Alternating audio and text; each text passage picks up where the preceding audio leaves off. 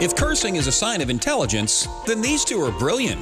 Meet award-winning radio show hosts Jonna Spilbor and Keryl Pesce as they interview smart people, unwind, and cut loose, and offer up a tidbit or two of advice to help you grab the world by the balls. It's Happy Hour, live straight up, with a twist. Alcohol may or may not have been involved in the making of the show. Please watch responsibly. Welcome to Happy Hour. I'm Keryl Pesce here with my co-host Jonna Spilbor. We've got a great show for you today. We're going to have a perfect combination of great content. Specifically, our topic today is dealing with distractions. And also we're going to have some fun and be a little silly because that's just the way we That's how we roll. And of course, occasionally curse, and she's going to get into that in a moment. The cursing and what we do with that. So our guest today is Ellen Rohr. She is a business makeover expert, and she's going to be talking about exactly just that, dealing with distractions. I think that's something we all deal with lately. Who doesn't? Yes. One might say this is a distraction. If you're watching at work right now, keep watching. Right. We also have our bleep sponsor for today is IT Visions, which is owned by a man who has been in my life longer than any relationship I've ever had other than with my father, because you need to establish a good relationship with your technology person whenever you own a business. Email problems, website problems, web development. He does it all. Matt Charney, I love you, of IT Visions, our bleep sponsor for today, so we need to make sure that he gets his money's worth. We got to make sure he gets his fucking money worth. That's point, right. Right? Mm-hmm. Because that's the part that won't fly. That's the part that's going to make it worth it. That's right. Okay, and who else do we want to... we want to thank our studio audience. Our studio audience. Yep. Thank you for joining us and taking time out of your very, very busy schedule to be with us here in the studio today. Appreciate that. Speaking of studio audiences... Audience-I. Yep. Speaking of studio audiences. Plural of audience. It's audiences. Hey, if you want to be our studio audience, you can. And the quickest way to get from where you are into our studio audience is to send us a fabulous and funny video, no more than 7-10 seconds. Yeah, maybe 15. And if we love it, you can be our studio audience. Go to our Facebook page, and since I don't even know the name of our show, TV. Thank you. Go to our Facebook page, NetChicks TV, and post a brief video there if you think that's something. And be funny about it. Be creative. Yeah. As you'll see, if you haven't figured it out already, we do not take ourselves too seriously. No, but no porn. Please, no porn. Yeah, keep it clean. Yeah. We'll try to. And there's one criteria. Make sure when you do this that you hold your phone sideways, okay? We're going to get into that a little bit later. Really? Really. You had to go there. Exactly. We absolutely had to go there. All right. So speaking of go there, really thank you for that, Sigu. I find it really funny because you have a few more pet peeves than I do. Just a few. Things get under your skin a little bit more easily than they do for me. Yes. And one of the things that bugs you is when people post foodie pics on Facebook. So lo and behold, I'm scrolling through Facebook the other day, and you, my friend, posted a picture of food. I did. So what's that? I did. All right. So first of all, I fucking hate food pics on Facebook. With the exception of my really good friend Kim Hart will occasionally give us a video of her meatballs bubbling over, which near and dear to my heart. I'm cool with that. Anything that has to do with balls really is okay. Like, that gets you a free pass. Totally fine. But when you're posting your fucking salami sandwich... It's a sandwich. Salami sandwich for all the world to see on your paper plate. And, like, what could you possibly say about it? It really irks me. Okay, so then why were you posting food pics? What would you get the free pass for? I had a really good reason. I couldn't even tell what the fuck it was that was even on the plate. And that's why I posted it. I still don't know. All right, so I don't care about your salami sandwich. I don't want to see your scrambled eggs and toast. Like, boring. But I was at a restaurant the other day when somebody ordered something that I had never actually seen in real life before prepared, because it's something that would never find its way into my mouth intentionally ever. So when these things arrived on the table, I was 1, mesmerized, 2, grossed out because they were gross. So I had to take a picture. What were they? All right, let me just ask you something. Okay. Let me ask you. Yes. 3 Go. foods in all the world that you will find on a menu. 3 foods in all the world that you will find on a menu that you would never order. Name them now. 3 that I would never order. What? Tripe? What's that? Oh, stomach? is that stomach lining? Yep. Tongue, sweetbreads. All right, so you're all about the stomach, the brain, and the tongue you would never order. Let me ask you this. Would you ever eat an amphibian? Pretty sure it's an amphibian, not a reptile. Don't quote me. This is in science class. I don't know. I would say it's doubtful. Would you eat a snail? Escargot. Done it. Escargot. I had a few glasses of Chardonnay before I did, and it was all right. Okay. It was all right. Well, this wasn't that. This was frog legs. Frog legs. Maybe a little flour. Did they maybe taste like chicken? I didn't touch them. They were not good. I told you, never intentionally going in my pie hole. Frog legs. And the worst part about the She frog doesn't legs. say that very much. I just got to tell you that. The worst part A lot about goes in that pie hole. the frog legs was that, you know, when you see an actual frog and they kind of have their little little frog ankles into their little webbed frog feet. That's what was on. included. It was included. Right? So, yeah. So it just totally freaked me out. And for that reason, it wasn't like posting a food picture, because if it's not going in my mouth, it's not food. It was just posting a gross picture at a restaurant. Oh, so you're putting it under a different category. That wasn't Yes. just a food pic. It was this is a disgusting Gross thing at a restaurant. Oh, you know what? I love the fact that you shared it with me and a few thousand other people. Yeah. Yeah, so say if you're, I don't want to see your peanut butter and jelly.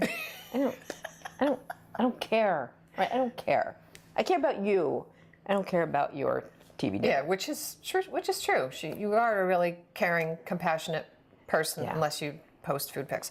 All right, so enough on that topic. We're so excited to have our next guest. She's been a guest on our radio show multiple times. We absolutely love her energy. She's awesome. She's fun. She may or may not curse, but we still love her either way.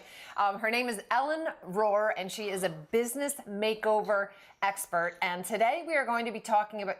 You're not even serious. Today we are going to be talking about dealing with distractions. Hello. What? Hello. Oh. We're doing a show here. Yes, about distractions.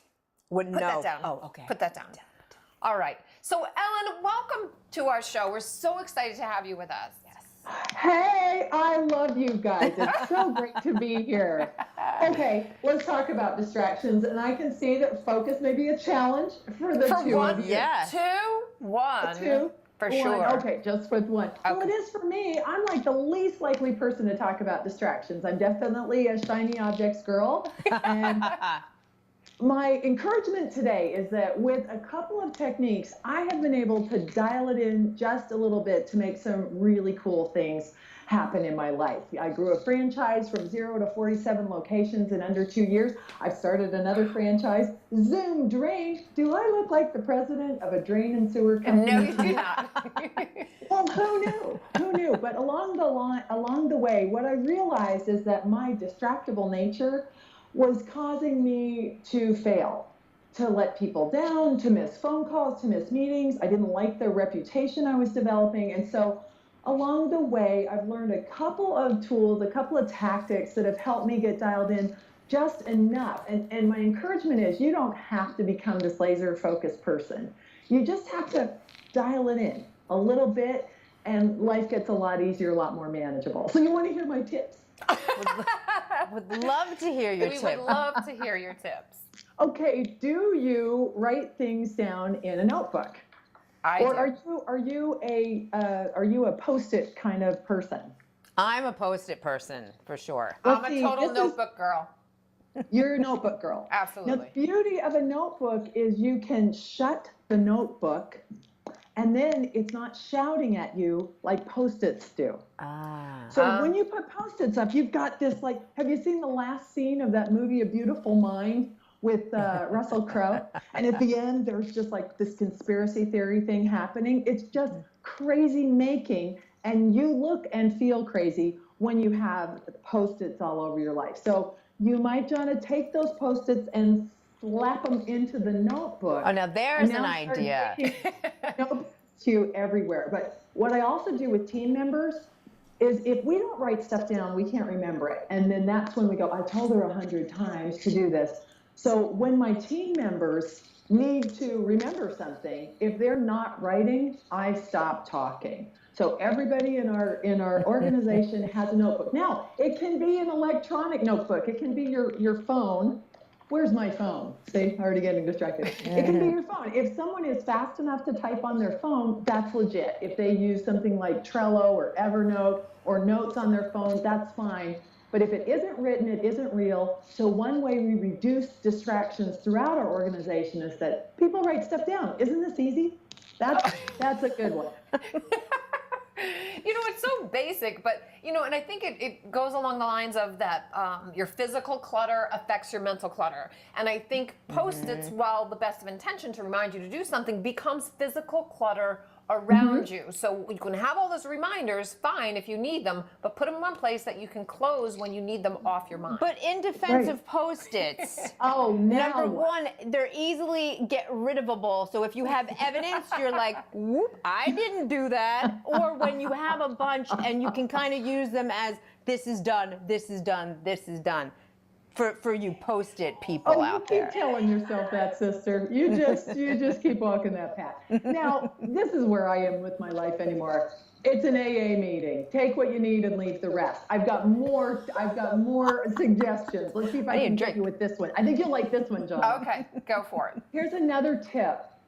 When someone interrupts you, ask them before you respond.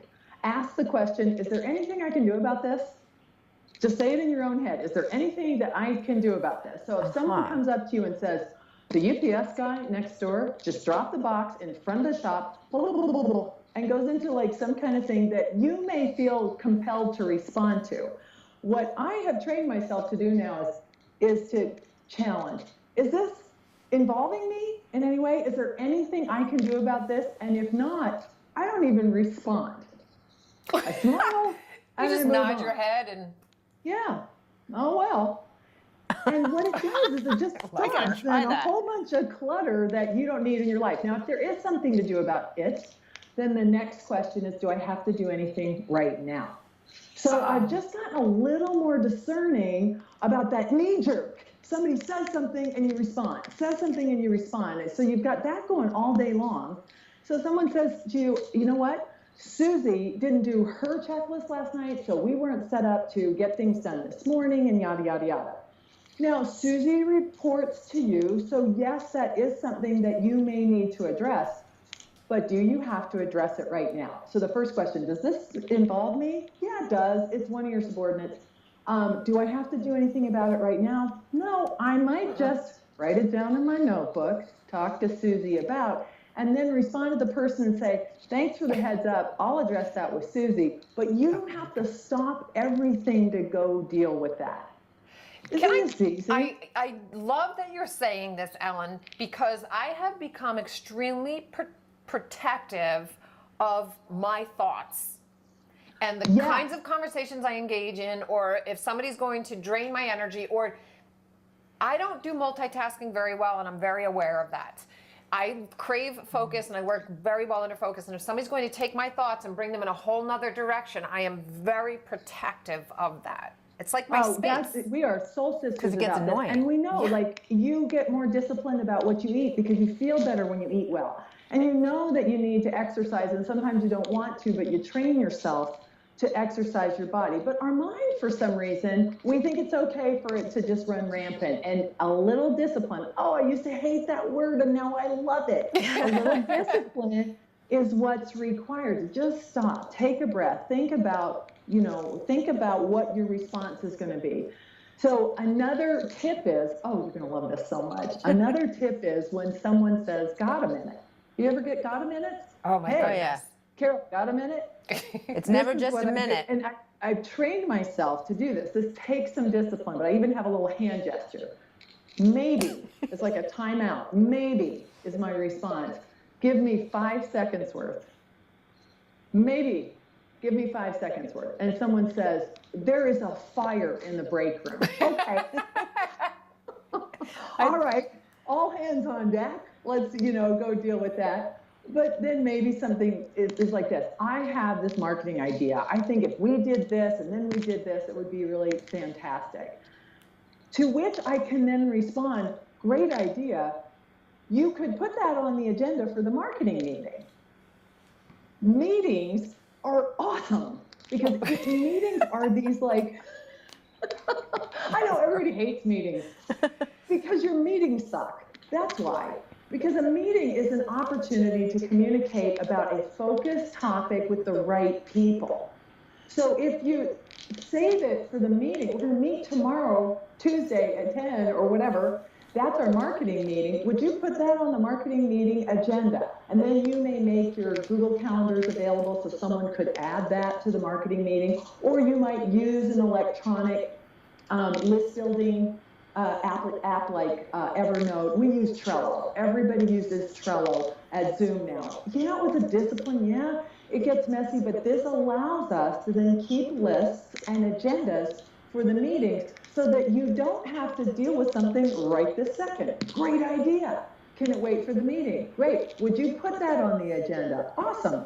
I don't do much of anything anymore, which leaves me with this big open space between my ears to be creative and thoughtful and to think about what we want and to beat the drum as the president of the organization. When you get stuck in all the GATA meetings all day long, before you know it, it's 5 o'clock, and then it's Friday, and then you're catching up at night or on the weekends, and you're hating life. Reducing distractions is up to you. And then it cuts into your happy hour on Friday, and that's not good for anybody. It really isn't. Okay, so you have one more tip for us, right, Ellen? And I'm sure it's going to be a good one. One more tip. So You're far, going to so love good. this one. I hope you love this one. Jonna, what do you think of this? If you're getting distracted, you're being distracting. Oh, what comes around goes around. How? No. Oh no, you are so much fun. See, what I used to do more of, less of now, that I've become conscious of this, is that I would walk into the office and go, Susie, what do we have in AR? Now, Susie may be working on payroll or doing something that, I've asked her to do, and now she's interrupted and has to stop everything. And by the time she even gathers the information, I'm on to the next thing and don't even look at it. So Susie has the right, she has the responsibility now to time me out. Maybe. Do you want me to stop doing payroll to address this, or could this wait for the financial meeting, which is Thursday at 10 a.m.? Now, some things can't wait. If somebody bounces a check, we would have to get on it right away. But most of the time, we make emergencies out of non-emergencies, and it starts with me. So watch what you say. Keryl, I'm so sensitive to what you say, and so often what we're saying is just stream of consciousness garbage, like trash-talking employees, trash-talking customers. These things waste time, start all sorts of distracting conversations, and don't help you get what you want out of life. So gain clarity about what it is that you really, really want, and then think and select which thoughts you'll actually speak, and it will reduce so much distraction in your life. Then you'll be able to enjoy happy hour without so much nonsense. Before, I know that we have to wrap up here, but I have a very specific question that I would love your expertise on. Okay, so you're talking about in the workplace, these are great tips on how to handle the distractions, and I get that. But what about hypothetically? Like, let's say before we started filming this, I had a client and then another client text me out of the blue with questions that I do at some point want to answer, but could not answer at the moment. And now it's on me to not forget to answer, because if I forget to text them back, I'm the bitch. What do we do with that? Well, the prevention is worth the pound of cure here. So when you set up relationships with your clients, meetings are good to establish the expectation. Hey, I'm a busy girl and I don't respond instantly to emails or text. Text is best for me, and once a day I will get back to you on your text. If it's an emergency, you can text and I'll do my best to respond to you right away. But an emergency now this is a girl who deals in emergency work. Someone is bleeding out. Someone is not breathing. bleeding out. You've got a clogged drain and a house full of people. These are emergencies. We make emergencies out of non-emergencies because they're disorganized. So one of the things we've started doing with our vendors, okay, because vendors aren't necessarily very organized, right? Your subcontractors, your other relationships, even your customers, you might say, we're going to use a Trello board to communicate. We're going to use Evernote. I'll respond there. I'll load up the files there. That'll give you a chance. You can lead, I call this leading up. You can lead up when it comes to your teammates, your vendors, your customers, and establish how you will be communicating with them. Just because she kicked you in the stomach doesn't mean you have to punch her right back. This is where you have the opportunity to make some decisions, right? Now, if we have time for this. I am really sensitive to this because my husband's partner at age 33, it's going back a long time ago, but I've never forgotten it. He worked himself into a health crisis and he died. And the last words he had said to me were, if I don't do it myself, it'll never get done. And it got done or it didn't, but it was not worth it. And you will sacrifice your health and your relationships with these distractible behaviors. And my encouragement is that this will help you just dial it in a little bit, not make you someone you're not, but just give you a little more breathing space in your life so that you can get more of what you want and less of what you don't. I love it. And I think it also additionally gives you a sense of empowerment. I think it's almost like finding your voice. You're not being rude to anybody, but you're saying, hey, this is what I want. This is what needs to happen in order for that. And you speak up and you set those parameters. And I think people in the end will respect you more. And you're going to be more effective leader. I mean, bottom line, especially if you're running a company, they need you to do the best job that you can because it's in their best interest as well. So you're awesome, Ellen. Eleanor, you make clogged drains sexy, all right? You heard it here first. I love you. Okay, so let's make sure. I love you. I love you guys. Thanks for the good work you do and adding so much humor and levity to life. Business should be fun, right? You're right. That's right. I agree. That's our job. Just tell us your website. We'll make sure a graphic. ellenrohr.com. You can sign up for free business tips. I have a blog and I get to I'll share your stuff on my blog. Great. So there you go. We'll do a little circular love. All right. We love you, Ellen. Thank you so much for taking time to talk to us. Thanks. She's awesome. Great advice and so much energy, right? So much energy. Yeah, great attitude. Everybody should have that attitude at work. It'd be a much funner place. Yeah, and she's always like that. Yeah. All right, fabulous. So what's next? On the loose, of course.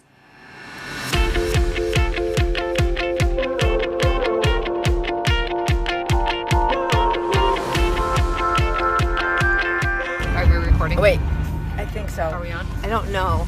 Oh, wait, can you see? Is it moving? Is it moving up here? I think it is. Is the time counter on? Okay. Okay. Yeah, so this is our second attempt at a video. Take two. Take two, but you never saw No. the first take because it was on photo, not video. No. It's amazing to me sometimes the level of responsibility, the intellect you have, the courage. I mean, you're on national television a couple times a week. You run your own law practice, and you can't even fucking hold a camera in the right direction. What? My fault. Because tonight this one's in charge of video. Yeah, we don't have the selfie stick. The light. She was too embarrassed to bring it because otherwise we would have. The light. The light. Bring the light. Oh my God. Where's the light? It's not do coming. it? It's not coming. And as you know, lighting That's is what she everything. You're worried about the lighting, and yet the viewers are cramping their neck like this. What's the problem with that? No problem with that. I don't see a problem. You see a problem? All right, so anyway, what we said before that you guys didn't get a chance to hear is that we are on our way to see one of our favorite guests, Jen Sincero. There's the light. Yeah, she's a badass. She's the author of You Are a Badass, and more recently, like today, releasing her Today. latest book, You Are a Badass at Making Money. She's been a guest on our show a couple of times. In fact, we had her before the book was even available, but we didn't have her. We had her on. We had her first. Who the fuck did I have first? Jen Sincero. I had her first? We were talking about her being on our radio show first, but the way you said it, you said we had her first, or I had her first. We had her first. It was a threesome, apparently. Oh my God. Well, that We had her first. Next time, I'll say stuff before I have 8 tequilas. So we love her, and we are on our way to go see her, but what's going to happen first? Tell me what's going to happen first. So first, we're gonna get all lickied up. Here's the fun part. Jen's never met us in person. No. So when we show up like really schnookered, she's not gonna know who we are. And If I'm drunker, I'm going to say I'm Jonna. right, and I'm gonna say I'm my Keryl. So we're on our way there, and okay, so we will check back with you from the bookstore. All right, so I think one of two things needs to happen. Either I get full and total camera control going forward, or we get you a little lesson. We bring somebody in and teach you the mechanics of proper videotaping. Oh, like that's gonna be so hard. Here's camera, face it that way, press the button. There's your tutorial. She fucked it up right there. Tutorial that. Did you see how she held that? She already fucked it up. Hold the camera. Nope. Hold the camera sideways. God wanted it to be Like sideways. We wouldn't talk like this. That's never what he said. But you know what? Nobody ever said that. Yeah, bring on never did your happen. tutorial. It's not that complicated. I had a 50-50 shot. Well, I know you do good when you go to Atlantic City and roll the dice. This time you didn't. All right, so maybe we can get somebody to give you a little training on that. All right. Perhaps. Yeah. You can't be great at everything. All right, that's a wrap. Make sure you like this video, follow us here, subscribe to our channel here, NetChicks TV, and also you can get more information at our website, netchicks.tv, and also our Facebook page, Right. which is, guess what? NetChicks TV. Who knew? See you next time. Here we go. All right. Was that to up to? It's because we don't have a board. Oh, okay. Better? No. All right, fabulous. So, what's next? We got stuff. What is next? I have no fucking idea. Oh, All right, quick talk to me. dirty or just? Your ass looks great in It those really jeans. does. That's your neighbor with the round pool.